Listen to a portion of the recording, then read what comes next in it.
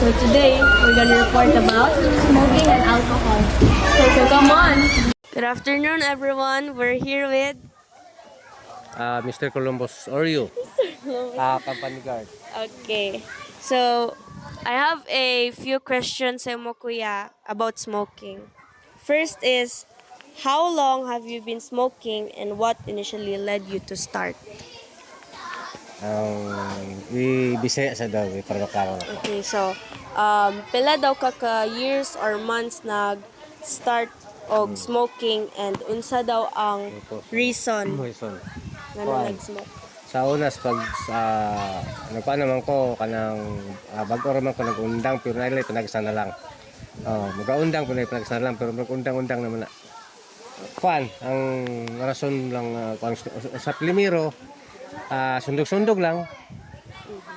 Dayon, pagkadugay na dayon, kung ikaw rin isa bitaw magtambay, ikaw rin isa magtambay, murag na kay ka-istorya ba? Na pwede ka mag-anala sa mong kamot, magbuhot-buhot ka sa smoke lugar, murag na kay ka-istorya, di ka boring bitaw, ikaw rin isa mag-standby. Number 2 ta. Isa pa to. Okay. Okay, number 2 kuya is, what do you enjoy most about smoking? Gusto daw to. Kanang, unsa daw ang imong ginaka-enjoy kung mag-smoke ka? Ingato lang, Nakaka-istorya. murag kang na ka-istorya nga ikaw rin isa. Hindi ka boring, mag-standby nga ikaw rin isa. Or di ka lonely. Ngayon, sundog-sundog lang. Sundog-sundog. So, yung na akong experience sa smoke. Sigarilyo. Number 3 is, have you ever considered quitting, and if so, what has stopped you from trying? Nakauna-huna ba ka kuya nga mag-stop o quit sa smoking, and kung unsa may nakapastop sa imo ha, unsa man to nga reason nga na nag-stop? Ang hinungdan ko gasto.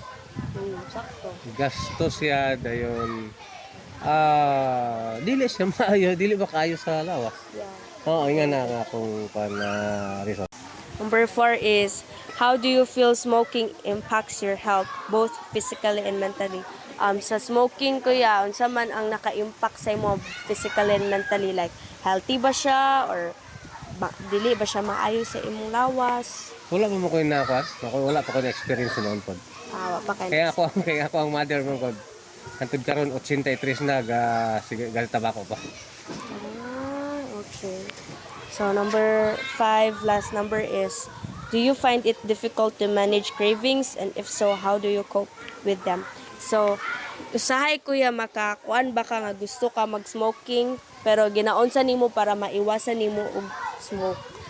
Lang, dili lang ko magpaduol sa smoke para dili ko ma-encourage. Nga na raman po sa garin kanang makatapad ko din. Ngayon lang po na yun para duha na mi o tulo na nga na ra. Magkano ba? Gara ra. Thank you kuya. Bye. I'm here with, Mark Ortiz. so now I'm going to ask you a few questions about alcohol. Number 1, how often do you typically drink, and what occasions or situations lead you to drink?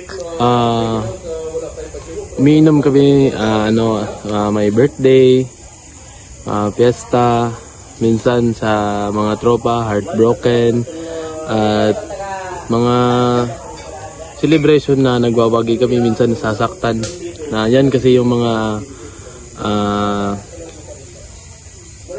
ginagawa namin kapag kami ay yung iba sa pag-ibig ay nabro-broken hearted, ay yung iba nagwawagi sa mga laban sa buhay, at saka sa mga birthday, sa mga pamilya nagbabanding. Okay, number 2. Have you ever thought about quitting drinking alcohol, and what is or are the reasons for quitting? Ang mga rason na ako ay umiinom ng alak ay kasi ito ay nakakasira sa pangangatawan, at minsan sa pera, bisyo, kasi yung pag-iinom is choice mo yan. Kung pwede ka namang uminom araw-araw, pero hindi naman pwede kasi yung pangangatawan natin is need ng yung healthy lang, kasi tao lang tayo eh. Pagdating ng araw is tatanda tayo, wala na tayong lakas eh. Dapat yung buhay is balanse lang. But have you ever thought about quitting drinking? Yes, kasi pag umiinom ka ng mga gin, mga beer, tanduay, ano kasi yan eh, yung pera nauubos at saka yung mga yung nasa isip mo eh ang daming pumapasok sa utak eh, minsan nakapag ano ka sa ibang tao, makahanap ka ng gulo at sana sa ngayon umpisan mo ng mag-quit kasi yung alak is hindi good sa ating pangangatawan, masama sa kalusugan. Number 3. How do you think drinking affects your physical and mental well-being? Yung alak nakakaapekto sa utak natin at sa pangangatawan kasi yung katawan ng mga lalaki lumalaspag yan. Ang tingin ng mga tao sa atin is nagiging matanda tayo kahit bata pa tayo at yung mga bisyo namin sa mga pag-iinom is kasi may ano yan, may epekto sa buhay kasi yung pag-iinom ng alak is meron ibang may hindi nakakatulog, pang tulog lang yung iba may mga yung matured ka na tingnan. Yan yung epekto ng alak sa mga lalaki pag mga babae umiinom kasi tingnan mo 20 years old pa pero pagtanong mo 18 years old pa lang. Number 4. Do you ever feel like alcohol plays a role in your social life or relationships? How so? Yung alcohol is nagpapadami ng kaibigan kasi maraming kang kakilala, punta ka sa inuman, meron kang tropa at saka ibang table. Uy tropa, set tayo. Kasi yung alak kasi kakasama sa buhay, yung maapektuhan yung pamumuhay mo, yung trabaho mo, at saka yung pamilya mo, nadadama yung ibang tao kasi pag-amats na kayo, nalulung kayo sa mga masamang bisyo, tas yung alak, nagaano kayo ng mga, naghahanap kayo ng diskarte para makainom na naman. Dapat panatilihing nating balanse lang yung ating mga pag-iinom at pagbibisyo kasi masama sa katawan. Number 5. Have you ever experienced any negative consequences from drinking, such as hangovers, problems at work, or strained relationships? Please share your experience. Yes po ate, naranasan ko na yan kasi yung uminom ako ngayon. Tas umuwi ako ng 2:00 ng madaling araw is yung work ko is 5 in the morning, naapektuhan yung trabaho ko. Nakatulog ako, hindi ako gumalaw ng maayos kasi lasing ako at hangover ako.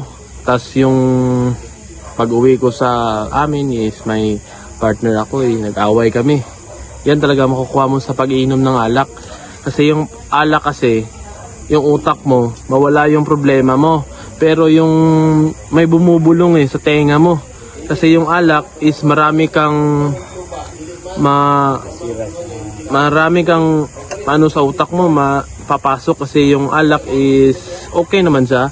Pero talagang nakaka-apekto siya sa mga kalusugan at sa ating mga pamilya kasi yung alak is ano yan yung gamot sa panandaliang problema pero sa totoong buhay is nakakaapekto siya sa pang-araw-araw na trabaho tulad ng pagtatrabaho mo, may pasok ka bukas, malilate ka, tas malalasing ka, mag-aaway kayo ng asawa mo, partner mo at yun lang.